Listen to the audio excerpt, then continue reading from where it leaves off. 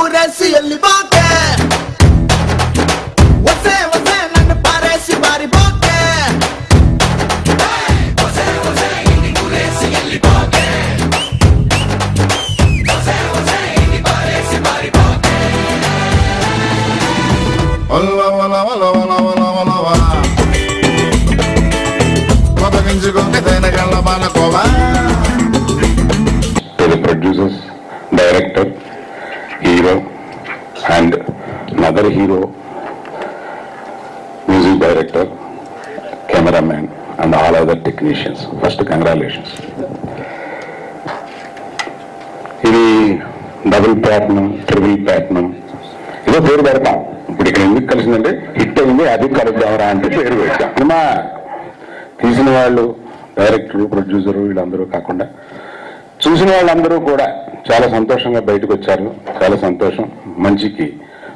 బన్నీకి మంచి హిట్ ఇచ్చినందుకు దర్శకుడికి, నిర్మాతకి మా బన్నీ తరఫున, మా కుటుంబం తరఫున మేము కృతజ్ఞత తెలియజేస్తున్నాం. ఈ సినిమాలో మళ్ళీ ఎవరెవరు ఎంత బాగా ఏమేమి చేశారు అని అనేక సార్లు చెప్తాం. ఇప్పుడు మళ్ళీ చెప్తే ఇప్పుడు ఏం చెప్తాం? ఇప్పుడు చెప్పిందే చెప్పాల్సి వస్తుంది. బన్నీ మంచి యాక్టర్, అది నాకు చిన్నప్పటి నుంచి తెలుసు. ఎన్నిసార్లు నన్ను ఏమార్చాడో, ఎంత బాగా యాక్ట్ చేశాడో అది ఇప్పుడు నేను కొత్తగా ఎక్కడ చెప్పను. వీడు మంచి యాక్టర్ అనేది స్కూలు, కాలేజీ దగ్గర నుంచి నాకు ఏమి చెప్పాడు, ఏమి నటించి వెళ్ళి ఏమి చేశాడు, ఇవన్నీ తలుచుకుంటే వీడు అప్పుడే చాలా మంచి యాక్టర్ అనేది నాకు అర్థమైంది. కానీ దాన్ని ప్రాక్టికల్ డబ్బులు తెస్తుందని అనుకోలేదు. ఇవాళ డబ్బులు పట్టుకొచ్చింది. కాకంటే ముందు నేను అడ్వాన్స్ ఇచ్చానండి, కానీ ఇప్పుడు సినిమా తీయాలి. సో అప్పటికి నేను ప్రొడ్యూసర్ కూడా కాలే, బట్ అప్పటి నుంచి త్రివిక్తోని ఆ రిలేషన్ ఉంది. ఏ సినిమా గురించి అయినా అనాలిసిస్ చేస్తూ మా సినిమా రిలీజ్ అప్పుడు ఫోన్ చేసి చెప్తూ ఉంటాడు. ఈ జూలై రిలీజ్ రోజు నేను ఫోన్ చేశాను, ఆయన ఫోన్ ఎత్తలే. కానీ ఏదో రకంగా, ఎందుకంటే హిట్ అయిపోయిన హ్యాపీనెస్ లో ఉన్నాడు. ఫోన్ పోగొట్టుకున్నాడంట, ఇప్పుడే చెప్పాడు. సో ఈ సినిమా ఆ రోజు మార్నింగ్ షో నుంచే యునానిమస్ గా 8 o'clock నుంచే ఫోన్ కాల్స్. అంటే జనరల్ గా బన్నీ అంటే మాకు ఉన్న అటాచ్మెంట్ అందరికి తెలుసు. సో బన్నీ సినిమా అనగానే నాకు కూడా ఒక ఎక్సైట్మెంట్, తెలుసుకోవాలని 8 o'clock నుంచే ఫోన్ కాల్స్ వస్తూ ఉన్నాయి. యునానిమస్ గా అన్ని ఏరియాస్ నుంచి బాగుంది అని చేసిన ప్రాణం పెట్టి చేస్తాడు. అంటే నాకు బాగా ట్రావెల్ అయిన మ్యూజిక్ డైరెక్టర్. ఎంత ప్రాణం అంటే సినిమా అయిపోయే వరకు కూడా, రీ రికార్డింగ్ అయిన తర్వాత కూడా వచ్చి కూర్చొని మిక్సింగ్ లో కూర్చొని, సినిమా రిలీజ్ 3 days లో ఉంటుంది, ఏం చేయడానికి ఉండదు, కానీ చిన్న కరెక్షన్స్ కూడా వదిలిపెట్టద్దని అంత హార్డ్ వర్క్ చేస్తాడు. కాబట్టి ఈరోజు నంబర్ 1 మ్యూజిక్ డైరెక్టర్ గా సౌత్ ఇండియాలో, నో డౌట్ తెలుగులో కానీ తమిళ్లో కానీ నంబర్ 1 మ్యూజిక్ డైరెక్టర్ గా పేరు పొందుతున్నాడు. ఇంకా చోటా గారు చెప్పాల్సిందేం లేదు.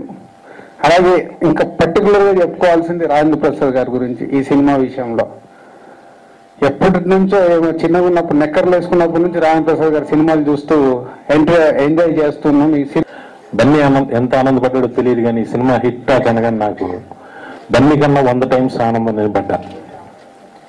దాని కారణం ఏంటో నాకే తెలుసు.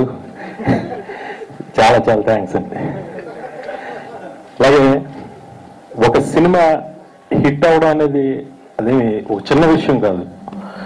చాలా ఈజీగా హిట్ వచ్చేసిందిలే అని అనుకుంటారు. చాలా అదృష్టం ఉంటేనే అది హిట్ అవుతుంది. అది ఫస్ట్ సినిమాకి చంద్రబాబు గారికి దక్కింది, ఆయన బ్యానర్లో, దానయ్య గారి సమర్థనలో. నిర్మాతగా ఫస్ట్ సినిమా రాగానే ఎంత పెద్ద హిట్ దొరకడం నిజంగా మీ జీవితంలో మర్చిపోలేని సంఘటన. మీకు చాలా ఆనందించవలసిన విషయం అది. త్రివిక్రమ్ గారు చాలా గొప్పగా రాస్తారు. ఈ సినిమాలో ఒక సీన్ అయితే నేను అసలు చాలా, అంటే కామెడీ పంచెస్ అవి పక్కన పెట్టి భరణి గారు అంటారు, నువ్వు 10,000 తీసుకెళ్ళి ఉండకపోతే మీ అమ్మ, నువ్వు, నేను, చెల్లి అందరం టీవీలో సినిమా చూస్తుండేవాళ్ళం. మీ అమ్మ నీకు ఇష్టమైన పకోడీలు ఉండి పెడుతూ ఉండేది, ఐశ్వర్యం ఉంటుందిరా అని చెప్పేసి అంటాడు ఆయన. నాకు ఎంత నచ్చిందంటే అంత నచ్చింది నిజంగా. Hats off sir. ఆ కాలంగా త్రివిక్రమ్ శ్రీనివాస్ గారి దర్శకత్వంలో నటించాలనే కోరిక నేను వెలిబుచ్చడం జరిగింది. సార్ ఏంటి సార్ మీ సినిమాలు తిరిగి రాస్తున్నాను నేనని అంత ఫ్రాంక్గా చెప్తే చాలా ఆశ్చర్యపోయాను నేను. అది అలా ఎలా కుదురుతుందండి అని. ఈ సినిమా చూస్తే మీకు ఎవరికైనా అనిపిస్తుంది పొరపాటును కూడా సరస్వతి ఎలా పలుకుతుందో మనం చూసాం. చాలా కాలం తర్వాత నాకు తెలిసి అతి చిన్న 35 సంవత్సరాల సినిమా జీవితంలో హిట్స్ చూసిన వాడిగా నాకు తెలిసి ఇంత ఆహ్లాదకరమైనటువంటి కమర్షియల్ హిట్ సినిమా ఈ మధ్యకాలంలో ఎప్పుడు లేదు. ఇంత అందమైన కమర్షియల్ హిట్ సినిమా ఈ మధ్యకాలంలో ఎప్పుడు లేదు. ఇంత గ్యారంటీగా సూపర్ హిట్ సినిమా ఈ మధ్యకాలంలో ఎక్కడా లేదు. చాలా చాలా ఆనందపడిన విషయం ఏంటంటే ఈ సినిమాకు ఒక కమిట్మెంట్ ఉంది నాకు. నేను హిట్లర్ సినిమా యాక్ట్ చేసినప్పుడు నాకు ఒక సెంటిమెంట్ ఉంది. అట్లా బన్నీతో మనస్ఫూర్తిగా మనం చేస్తున్నాం, ఇది హిట్ అయి తీరాలని మనస్ఫూర్తిగా నేను భగవంతుని కోరుకున్నాను. అదే మొదటి రోజు దగ్గర నుంచి చెప్పడం జరిగింది ఇవాళ వరకు కూడా. కానీ అది కేవలం నా కోరికేమో నాకు తెలియదు, కానీ మీరు నమ్మి తీరాలి. మా ఇద్దరి కెమిస్ట్రీ ఇప్పుడు ఇప్పటివరకు అంటున్నారు, అది కెమిస్ట్రీ కానివ్వండి, ఫిజిక్స్ కానివ్వండి, మ్యాథ్స్ కానివ్వండి, ఏదైనా కానివ్వండి, మొత్తం మీద ద వే ఎక్కడ నన్ను అంత ప్రేమించాడో నాకు తెలియదు. నేను మరి నిజం ఇంతవరకు చెప్పలేదు, ఇవాళ మైక్లో చెప్తాను. నేను అల్లూరు రామలింగ గారి మీద నాకున్న ప్రేమ ఏమిటి మొత్తం అంతా అతని మీద చూపించడం జరిగింది. నేను రెండోది Julai platinum disc, Julai platinum disc. అసలు సంగీతం అంటే పెద్ద మనకు తెలియదు, అది మీకు చెప్పాల్సిన అవసరం లేదనుకోండి. మీరు మాట్లాడుతుంటే అర్థం అవుద్ది అంటారు, అది వేరే సంగతి. ఎందుకంటే మా గురువు గారు ఉన్నారు ఇక్కడ, రాజేంద్ర ప్రసాద్ గారు, ఆయన సంగీతం గురించి మాట్లాడంటే కొంచెం అర్థం ఉంది, ఆయన తెలుసు, మనకు తెలియదు. తెలియని విషయాన్ని హ్యాపీగా తెలియదని ఒప్పుకుంటే సరిపోద్ది. బాగుంది మ్యూజిక్ గురించి మాట్లాడటం అంటే. సరే, ఆయన్ని వీరుంటే చివరిలో పెట్టుకుంటాను, ఎందుకంటే నాకు శత్రువు అతను. ఆయన సృష్టించినటువంటి క్యారెక్టర్స్ లో దొంగలు ఈ టైపులో కూడా ఉంటారా అని నన్ను సృష్టించాడు. అసలు దొంగోడు పోని దొంగతనం చేసినాడు, పట్టుబడ్డాడు, జైల్లో పెట్టారు. వాడిని జైల్లో పెట్టడానికి ఆ రీజన్ ఏంటంటే దిక్కుమాలిన రీజన్ ఎవడన్నా ఉంటుందా? ఆ తల్లిని నేను చేశాను, ఆ తల్లి నన్ను జైల్లో పెట్టిస్తానంటాడండి. అనగానే అంటే ఆ రోజు చేస్తున్నప్పుడే ఇదేంటంటే సార్ అంత సీరియస్ గా మళ్ళీ మన చెప్పించడం అంటే నా క్యారెక్టర్ గురించి వరకు నేను మాట్లాడుతున్నానండి. అక్కడ దొంగతనాల్లో ఎన్ని రకాలు ఉంటాయి, ఎలా ఉంటాయని చెప్తూ చివరిలో ఆ పొరపాటున నా చెయ్యి మీ చైన్ మీద పడిందండి, ఏమనుకోద్దండి. అది ఏమన్నా ఉంటుందండి, చైన్ లాగేసి వెళ్ళిపోయి ఆవిడ ఒక తన్ను దండడానికి వస్తే పొరపాటున నా చెయ్యి మీ చైన్ మీద పడింది ఏమనుకో, ఎవడన్నా ఊరుకుంటాడండి. అది అసలు ఆ థాట్ ఏంటండి. ఇలాంటివి ఇందాక చెప్పారు, గంట కొట్టాలంటే ఇలాగా, కొట్టేయాలంటే ఇలాగా అన్నాడు.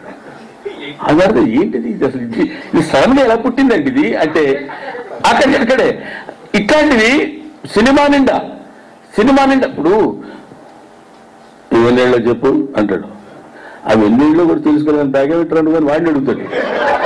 ఏమన్నా అసలు అంటే అంత ఎత్తులో అంత తూకంతో సెంటిమెంట్ కూడా పండించగలిగే జీవితం తెలిసిన మనిషి కాబట్టి, జీవితాన్ని కాచి వడపోసిన వాడే అలాంటి మాటలు, అలాంటి ఆ హ్యూమర్ రాగలదు. మా గురువు గారు జంజాల గారి గురించి ఇందాక అన్నగారు చెప్పినట్టు, జంజాల గారు ఆయన చెప్తున్నప్పుడు ఒక్కొక్క మాట వివాహ భోజనంలో మీరు హరీష్ ఇద్దరు కలిసి చెప్తున్నప్పుడు ఎంత కామెడీ కామెడీ కామెడీ కామెడీ అలా ఉంటే ఒక విసురుతారు.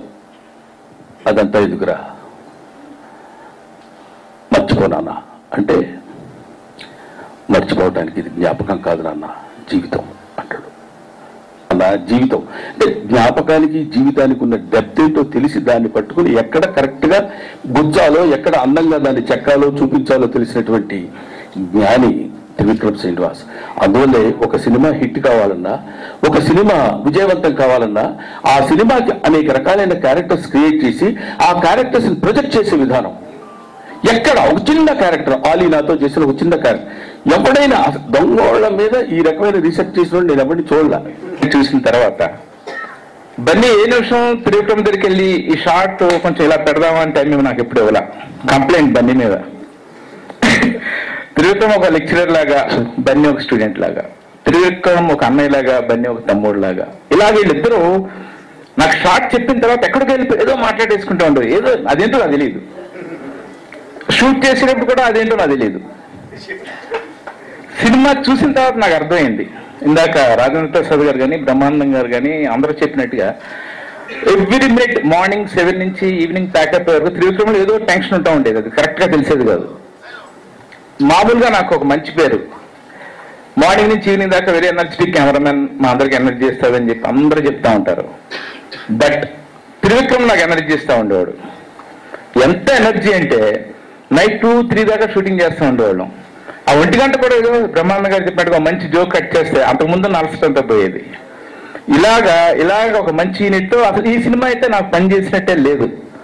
ఎంత త్వరగా అయిపోయిందో కూడా నాకు తెలియదు. సినిమా చూసి ఎంత సినిమా తీసామా అనిపించింది. జులై సినిమా తీసాం. థ్యాంక్స్ త్రివిక్రమ్. బన్స్ ఎనర్జీ, బన్స్ ఫస్ట్ సినిమా నేను చేసి నెక్స్ట్ బన్నీ చేసిన తర్వాత మధ్యలో చాలా గ్యాప్. ఈ లోపల ఎంత డెవలప్ అయితే ఎంత పికప్ చేసి అంటే బన్స్ తాలూకా డెడికేషన్ అప్పుడు నేను సరిగ్గా అబ్జర్వ్ చేయలే. ఈ సినిమాకి బాగా అబ్జర్వ్ చేశా. సినిమాలో 3rd సాంగ్ డే నైట్ పని చేస్తున్నాం రామోజీ ఫిల్మ్ సిటీ ఫ్లోర్స్లో.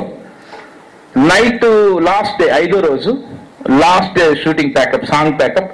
ఎప్పుడు ప్యాకప్ అవుద్దా, ఇప్పుడు ఇంటికి వెళ్ళిపోదాం అనేసి అలసిపోయి ఉన్నాం అందరం, యూనిట్ మొత్తం. Packup jump. సరే వెళ్ళి బండి ఎక్కి సరే బన్స్కి చెప్పలేదు గుడ్ నైట్ అని చెప్పి ఆగి చూస్తే లోపల డాన్సర్స్ అందరి మధ్యన కూర్చుని పాట వేసుకుని మూమెంట్లు అన్ని చూసుకుంటున్నాడు. తీసిన సాంగ్ మూమెంట్స్ కరెక్ట్గా ఉన్నాయా లేవా, సాంగ్ అంతా కరెక్ట్గా చేసామా, మధ్యలో ఎక్కడ ఏమన్నా షార్ట్ వదిలేసామా, లేకపోతే ఏమన్నా మూమెంట్ ఏమన్నా కరెక్ట్గా తను కరెక్ట్గా చేసాడో లేదని చెప్పి చెక్ చేసుకుంటున్నాడు. ఇలాంటి హీరోని, ఇంత కమిట్మెంట్ ఉన్న హీరో నేనైతే ఇప్పుడు దాకా ఎప్పుడు చూడలే.